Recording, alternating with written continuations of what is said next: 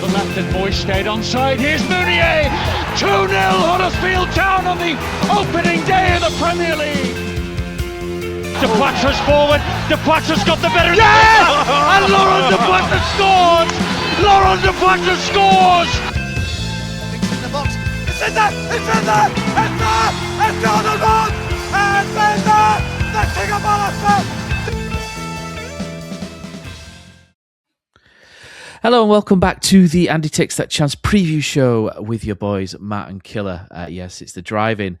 And this week, Killer, one of us has to do a course re the FSA and the other visited Canalside, did absolutely nothing but stand still and then came out injured, proving that there is once and for all some kind of shenanigans and curse down at Canalside.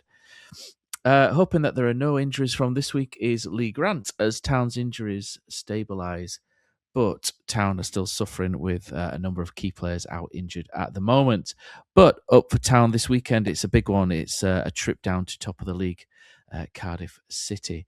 And this is the first meeting between the two sides since March 2024, when Cardiff won 1-0 against the run of play on the day, as Famara Deju scored in a win for the Bluebirds as Town hit the road. So we've not had a chance to speak to a Cardiff fan this week. However, we have the next best thing when it comes to discussing the opposition. It's Mr. Ian Kilroy-Silk. I've got your back on this one, Matt. However, I've also done my back, just as you've done your back. This is me laughing at you the other day, trying to get out of a Christmas party by claiming you got a bad back from Canalside, right? I've done the same thing, moving some furniture yesterday. I can barely move. And it's the first time it's ever happened to me. 37-year-old Matt. Old age has come fast and come quick, unfortunately, for me. But no, this Cardiff side are very different. Karma. It's karma is what it is. Right. Do you know what? I'll accept that. But this Cardiff side is very different, I think, to what most of us expected going into this pre-season when we did the preview with Mr. Hartrick and Phil Senior at my house here. And I don't think any of us really tipped them to be as good as they are doing. We kind of thought, you may be a side. But obviously, Barry Murphy was appointed in July after rumours that he may have been involved potentially with coming to Town over and over again. And was he interviewed, Matt, for the job, do we believe? Is there rumours on that before? Allegedly. But Cardiff have been as bad as we have with managers recently. Since Warnock did really well there in 2018-19, obviously they were relegated the same season we were from the Premier League.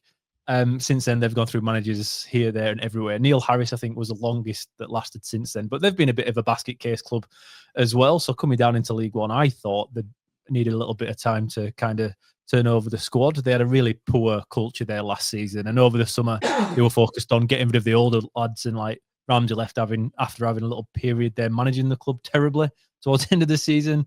And they lost, but not that many. They only really lost 6 or 7 players from the first team. And generally, when you drop to from the Championship to League One, that's quite uncommon. Normally, you move quite a lot on. But what they did do was promote a lot of players from the under-21s, which at the time we didn't realise would have such an effect than it's turned out to have had. Going into the game, they have prior to Tuesday night, they had won 3 in a row, but on Tuesday night they lost to MK Dons. I'm doing a U, Matt. They lost to AFC Wimbledon 5-1. Look at that. Anyway, they lost 5-1 to them on Tuesday night. Yeah, I know. But Wimbledon put a decent team out, whereas Cardiff rotate quite a bit. So it's a little bit different there, but they got absolutely smashed 5-1 and deservedly so in the game. They were awful. But this is in the league the best start since 2011 and 2012, where I think they had 1 point more at this point. Had a very good year that year. They're currently top of League One after decent short-term form. And it does show you, Matt, a few wins at the moment in League One doesn't half drag you to the top of the table. Nobody really wants to run away with it. I mean, they are averaging 2 points a game, I think, under Barry Murphy, which is quite good, to say the least. But they aren't undefeatable. Like, they have already lost twice at home to Burton and Bradford. They're on decent form at the moment. In the last 6 games, they've won 4, lost 2. But that puts them second in the form table. And again, that shows you in League One that nobody's running away with it, because I don't think that would often put you second, having lost 2 in the previous 6 games. But that's where Cardiff are at the moment. They play a very modern style of football, very philosophical in the possession retention, and they do go long at times out to the fullbacks and wing-backs, depending on the system that they're going with, which is generally a 4-2-3-1, and that's why, Matt, a lot of the fullbacks get quite a few assists, and they play very similar to Wales. Now, this has been spoken about in interviews previously, where Craig Bellamy's style of Welsh football at the moment is quite similar to the way Cardiff are playing, and that's why these I think they had 5 starters in the last game from Cardiff. They are a team that are outperforming where most of us expected, and it's because of the youth that they've brought in. These under-21 lads that have stepped up, including Dylan Lawler at centre-back, who's now been linked to Liverpool potentially in January. They've come into the team again with the modern-style football they're playing. It's right for under-21s. They're obviously fit enough to play. And at Cardiff, they've got quite a good academy because of the location that they're in. The competition for academy lads is a little bit different there than what we face here with all the Man United, all the Manchester clubs and whatnot. So they are taking advantage of that. But they've suddenly turned into a really good team. And they've done it through playing really well in the Cup, Matt. They've managed to get through to the quarter-final. They played Chelsea in the League Cup. I think it's a week on Tuesday or 2 weeks away. So that's a big game for them, of course. But they're a team, Matt, that have felt the way into the season quite early in that. I watched them the first game against Peterborough, if you remember. They played, I think they opened the season with a lunchtime kickoff. And now Peterborough actually did quite well there. And at that point, it looked like Cardiff weren't going to be any major players this season. Okay, they managed to get the win at the end, but they weren't great. However, since then, since Bradford smashed them, but then again, Matt, we've also suffered at the hands of that before. They've come on leaps and bounds. But I will say one positive we can take, Matt, is Blackpool beat them. They're the last team to beat them in the league. And they play 4-4-2. And they play a style of football, which, funnily enough, somehow, with 2 up top, puts a little bit extra pressure on the centre-backs, the young centre-backs of Cardiff. And maybe this is something we can look at this week. Yeah, so like you say, Cardiff lost 5-1 in midweek, but when you look through the side, it looks very much like a second-string team, so there's probably not too much to read into that one. And then in the league, they've won the last 2 after losing the previous 2 as well, and the top of the League One table, as we've mentioned. But like I say, this year, League One it's a strange division, isn't it? It's a bit of a basket case of a league where you can lose 3 and then win another game, and then all of a sudden you're up towards the top 6. It is a strange one this year. And it's a big game for Town as well. We covered this on our Patreon-only show, didn't we? TTC Extra Time. That Town have really not laid any sort of marker down this season, apart from maybe Orient on the very first day, but Town have yet to really show up against anybody in the sort of top 6, 7, 8 yet this season. And certainly haven't played well. So this is the real this is a real test, isn't it, for Town's potential resurgence? And I know Luton were a test and Town failed that one. And this is another key test for Huddersfield Town here, where at some point, if Huddersfield Town are serious, they've got to go to a Cardiff, they've got to go to a Luton and win a game, or a Bradford and win. And that's something that we've not done all season so far. How can Town do it, Killer? I think that is what everybody wants to know, isn't it? So what we'll do is we'll maybe have a quick look at potentially how Huddersfield Town can do that now, and we'll have a look at both sides and how we expect them to sort of line up, and maybe where the strengths and their weaknesses occur on both sides. Oh, geography is all that we ever were. Oh, geography is all that we ever were. That's right, the school bell has rung, and it's time for the first lesson of the day, and it is pitch geography with Mr. Grant. Right, so if you're watching on YouTube, you'll be able to see the pitch that we've got in front of us. If you're listening, we will always do our best to describe exactly what we are doing on the screen. Okay, Killer. So we have got Cardiff City in the blue and Huddersfield Town in the sort of ecru kit. And we were a little bit surprised to hear, weren't we, that Huddersfield seemed to think that we do really well in that kit. And it was something really you were bizarre. Having none of it, you were having none of it. Well, someone said it, and then I was like, hang on a second, I'm sure we lost to Bradford in that kit. And then I was like, I'm sure we actually lost to Barnsley as well. And I think we were in blue and white when we played Blackpool, weren't we? So, yeah, I wasn't. It was one of those where I was like, hang on a second. It's like we're not that great in the kit. We're not that great in any of the kits this season. But we'll talk about the two teams then. So, how we think that we'll go with the visitors. We'll go with the home side first. So we'll go with Cardiff first.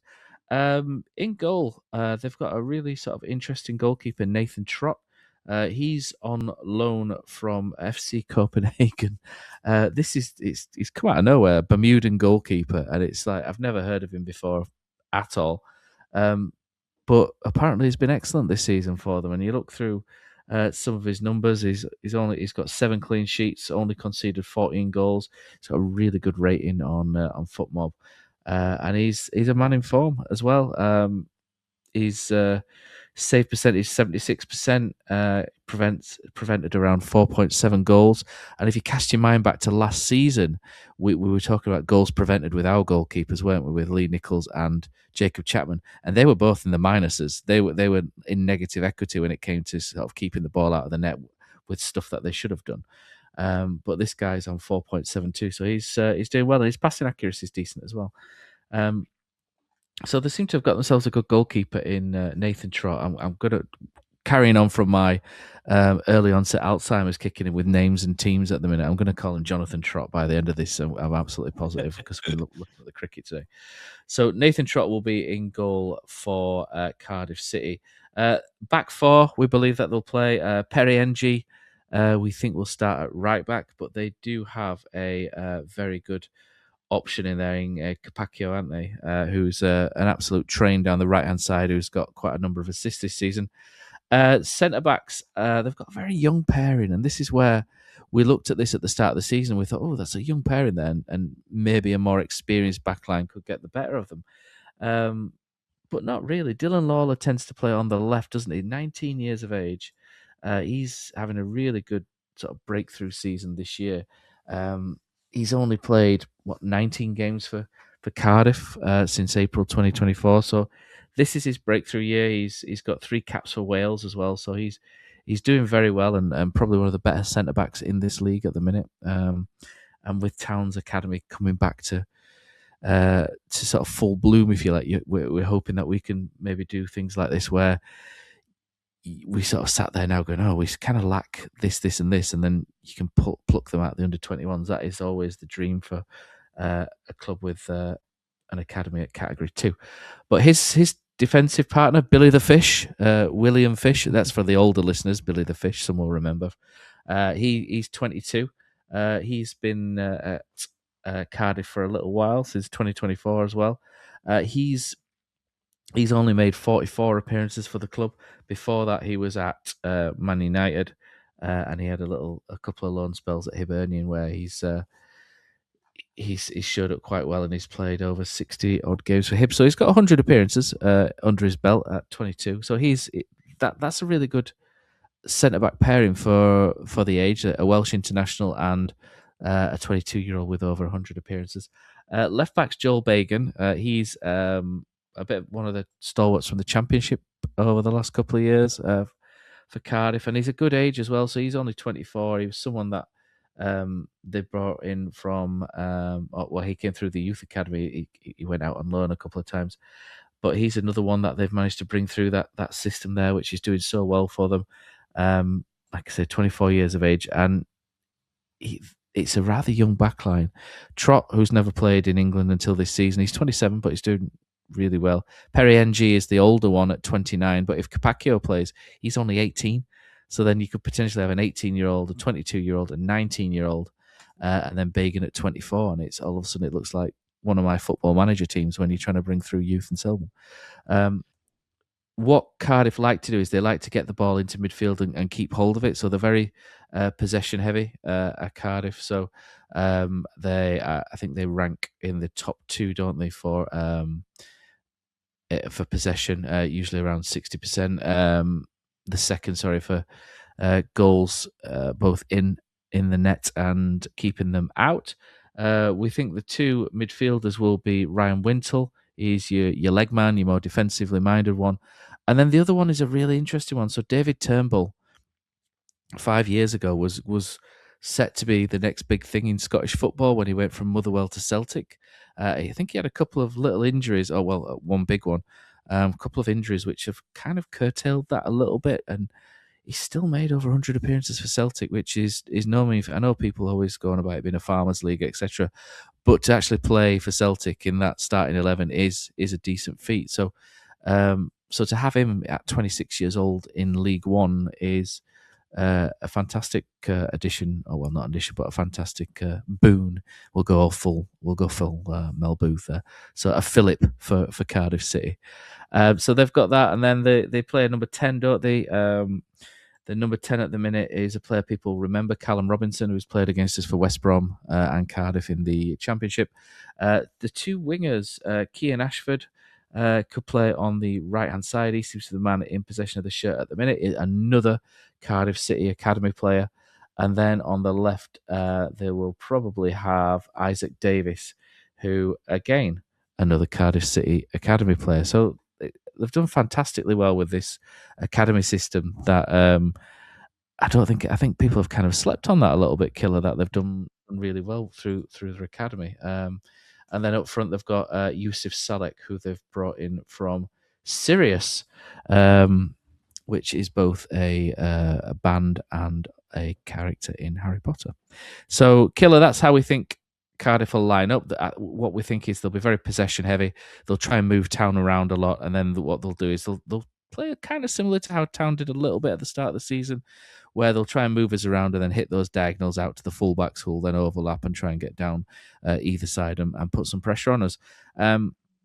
That's how we think Cardiff will line up. The dangers of Cardiff City will be with them moving us around on the ball and the fullbacks overlapping. Like I say, Kapakio's got 7. I think he's got 7 assists this season. Very dangerous side. Any advances on how you think that they'll possibly line up in this one?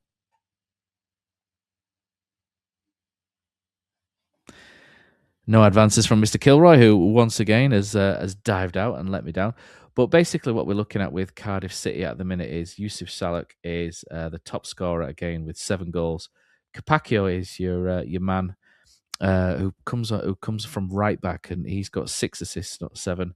But when it comes to goals and assists, he's got 1 goal and 6 assists. So he's doing particularly well at the moment. And Ruben Colwell is another player that's come through their system as well. He's been around the Championship for quite a few years.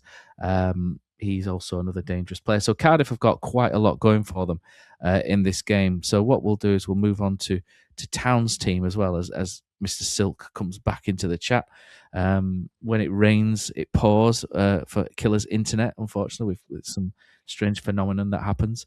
So we're moving on to Town's team, Killer, very quickly. So I've palmed you off on this one. I think Last one. I think we might see some changes with Town's lineup. I think Lee Nichols will keep the shirt from the Lincoln game. It makes sense at this point, and he was good against Lincoln. He made that key save, didn't he, just before half time. Town, I think at right back, I think Lyndon Gooch will start at right back, just because he's more defensively solid than Sorensen.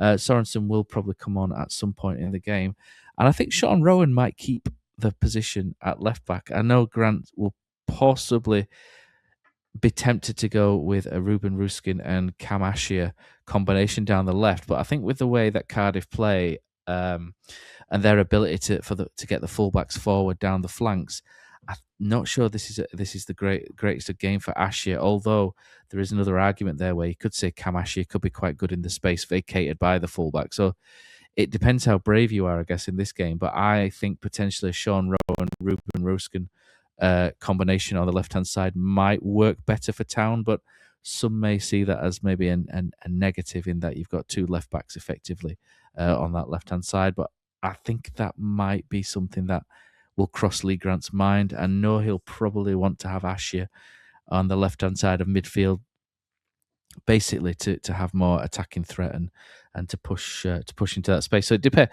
So I guess it goes with how brave Lee Grant wants to be on that side, Killer. And then Lyndon Gooch, and I think Castledine comes back in on the right-hand side, despite Ben Wiles' decent performance in midweek. But I think what we're seeing now is Town are genuinely on the end of, genuinely have 2 good players for each or for some positions. And I think right back is one of them with Gooch and Sorensen.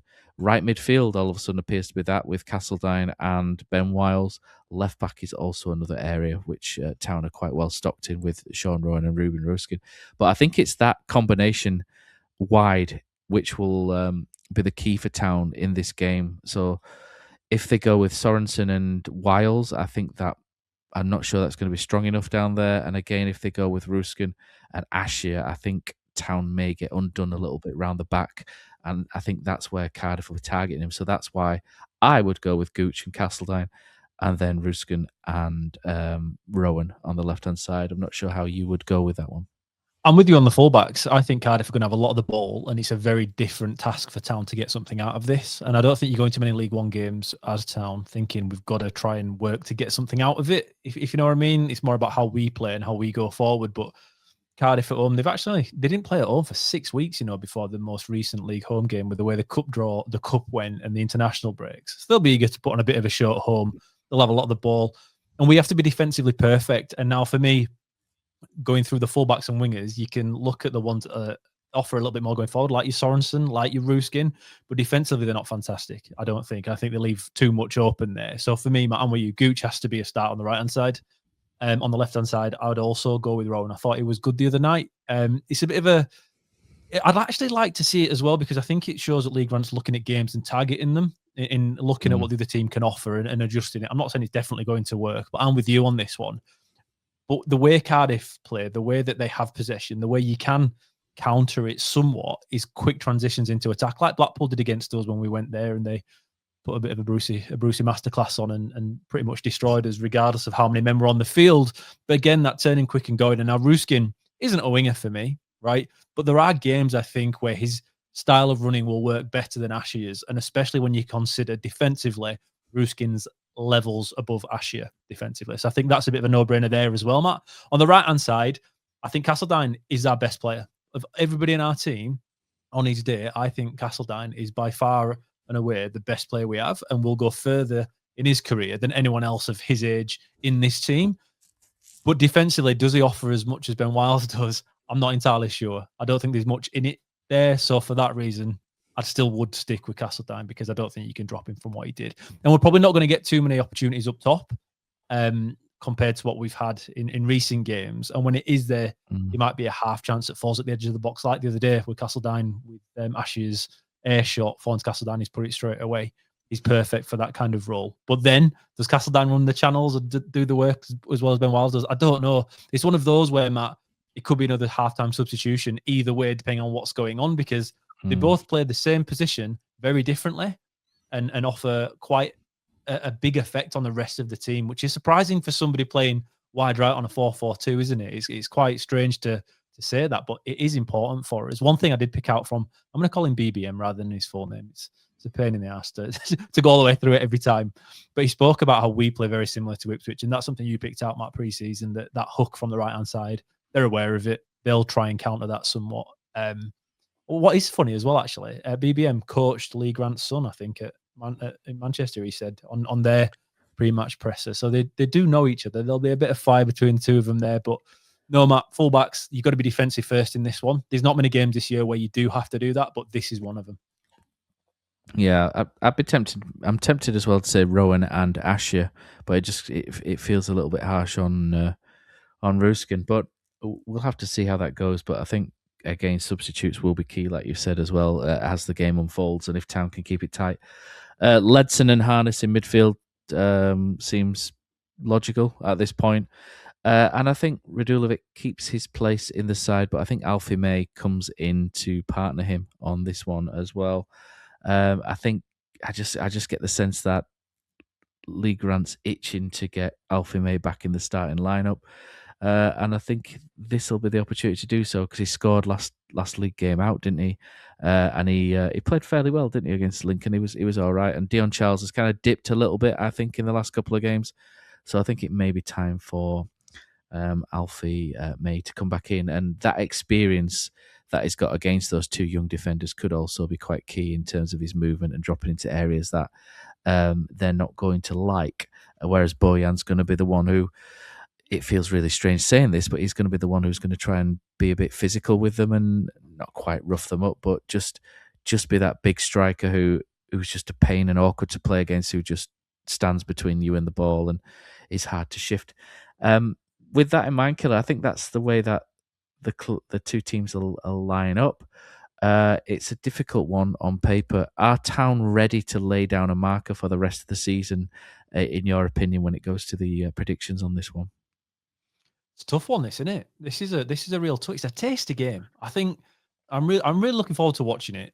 And you know what? I'm really grateful it's on TV. So, like I say, 3 cheers to Sky for that one, because it saves us a trip down there, which is a long, long way, and it could be a long journey home for the Town fans that are, well, better than I am traveling down to watch it. I really don't know, Matt. I've actually been umming and ahhing about this all week in regards to my prediction. I think it's going to be the biggest challenge our midfield have faced in Harness and Ledson, because we won't have the ball very much. I think we'll see what Marcus Harness is going to be like against a team that does dominate possession, because I don't think we've seen that just yet. So it's a bit of a task for him and Ledson. And Ledson, to me, so far for Town, Matt, in tough games has gone missing at times, both defensively and trying to get on the ball attacking-wise. And I am worried a little bit about how this midfield will work, rather than the other night where they absolutely bossed it, Harness especially. I don't know if you noticed, my most successful tweet of all time was this week on a photograph of Marcus Harness's touch map. That's it. Don't ever put any effort in. Just take a photo of something on TV. It seems to do better than anything else. But it's a tough air. And like you say up top, Alfie May has to start because he is the clever striker. And I don't think the young lads at the back for Cardiff will have faced too many players like him, especially not this season in the league. So I think it's a no-brainer for him to go in. I feel like Dion Charles, Matt, is better when he doesn't have competition. And like you say, he dipped a little bit because he knows Alfie May is there waiting to come into the side. It does feel like there's been a little bit of a drop there. Maybe in confidence more than obviously ability. I really don't know, Matt. I think the worry I have, like you say, is that we've not beaten any team that's a real team just yet. We've struggled against teams that we think we're going to face at the end of the season at the top end, such as your Cardiffs and whatnot. And we really do have to get a win at some point, Matt, because I don't think top 2 is something we're on for. I think we're too streaky for that. So realistically, playoffs is the way it's going to be. And you have to get a couple of wins there to make it through. So I really think we need a positive result, Matt, but I don't have faith in us this weekend. I think looking at the way Cardiff play, they're pretty good at set pieces as well. They do score from corners quite a bit, but that's pretty standard for League One, isn't it? And we, at the moment, I don't think is very good at defending them. So I'm going to go 2-1 Cardiff with a goal for Alfie May. But I think it might be a little bit of a reckoning for our midfield and the way we've been able to play through it since Harness has dropped in there. And that's what I'll be really looking at to see if they can get it to work. Because, Matt, if we play well in midfield but lose a game, I don't think it's the end of the world. My worry is, can these guys in a midfield too, which is uncommon nowadays, normally you've got 3 in there, can they do it against another team where they're going to have 3 in there without Alfie May dropping back into that 10? Because I don't want to see that again. If he ends up playing in midfield, Matt, as he did at times when he came on the other day with towards the end of the game against the Dons. Wimbledon game, yeah. That's it. It won't go well for us. So I'm hoping he can stay out of there, but Ledson and Arnes can get it done. So it's a fascinating one. I mean, Town still play with that hook, don't they, on the right-hand side? It's just basically now we've got an extra. We've just all we've done really is just sacrifice the number 10 for another striker and kind of keep it quite similar. So how do I think it'll go? Excuse me. I don't think we're quite there yet in terms of taking on the top sides. So I think a 2-1 defeat as well. I think it'll go a similar way to Luton. This one, and maybe a goal from somebody like Ben Wiles or somewhere in midfield, popping in late. Maybe Asher, but to offer some comfort as well. Town have been quite good earlier on in this season when they've not been ball dominant. So Sunderland in the cup, Leicester in the cup. Town have actually played quite well on Reading as well. Town have actually played quite well on the counter earlier this season. So there is hope that Town can do that again. It's just about making sure Harness can get the ball out and then into the feet of players like Ashia, Ruskin, Castledine, Wiles, etc. And we can make progress up the pitch. Because if we end up in a 4-4-2 shape where the two strikers are, before the halfway or in our own half for most of the game, then it's really not going to go well. So how will it go? Who knows? But you can watch this game on Sky, and obviously you can watch it on Now TV as well. So thanks to our talkSPORT deal, we can exclusively say to you, that you don't need to miss a moment because you can stream Sky Sports on Now TV flexibly. So like Town versus Cardiff this weekend, if you have a look on nowtv.com. So with that out of the way, Killer, I think we've both gone for a 2-1 defeat, but we're not being miserable. We do think there are ways that Town can win this game, and we hope that there are ways Town can win this game. But can Town lay down a marker? That's the big question, and we'll find out this coming Saturday.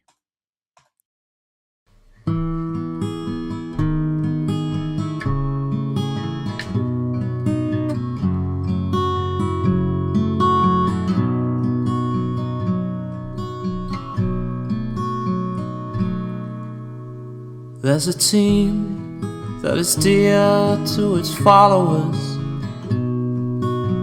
The colours are bright blue and white. They're a team of renown, and they're the pride of the town. And the game of football is their delight. And all the while upon the field of play, thousands loudly cheer them on the way. Often you can hear them say, who can beat the town today? And then the bells will ring so merrily, and every goal shall be a memory. So Town, play up and bring that cup back to Huddersfield. So Town, play up and bring the cup back to Huddersfield.